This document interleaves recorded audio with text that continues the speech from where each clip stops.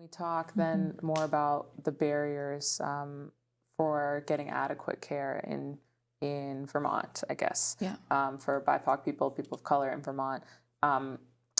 What do you think are some of like the biggest barriers that come in a predominantly white state for care? I mean, so there are a couple of things that come to mind. I mean, one we've touched on a little bit is just like lack of availability of practitioners. Like there's just not as many of us here that are providing the services that have open spots on our caseloads, things like that. And then I also think it's, there has been a lack of training around cultural humility. I think trauma-informed care needs to be like a set requirement for competency and for licensure, instead of something that you can opt in or opt out. Like you shouldn't be able to go through graduate school to be a therapist or a psychologist and not take specific courses on trauma, on racial trauma. But yet it isn't a requirement. So, I do think that there are many people that have tried and have sought care and have been harmed in the process. I often, when people reach out to me, that is often the case. Like they have had a harmful interaction with a provider that wasn't culturally humble or culturally aware. And so I think then that can really deter people from continuing to try. I do think that there, in terms of our licensing jurisdictions, there are some barriers there.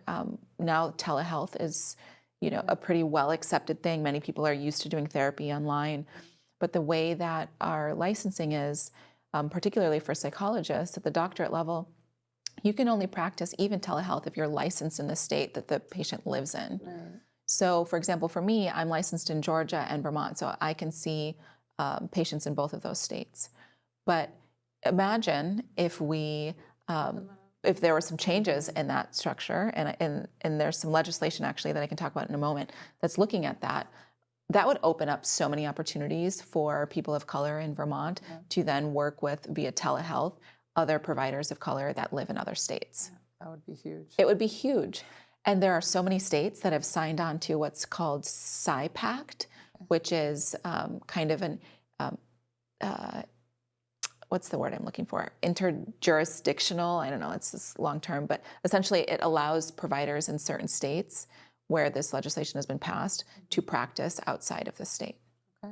And so Georgia's a part of it, a lot of other states are a part of it, but Vermont is not yet. And so that's something that every opportunity I have, I talk about. It's called PSI, because you can read about it online, because the more advocacy we have for that would help a lot with the mental health prevention, the therapy access. So those are some of the main things. And then just in terms of psychiatric care, we just don't have enough beds in this state. There are not enough psychiatric beds. And so then the emergency departments get backed up and the patients don't really get the therapeutic care that they need.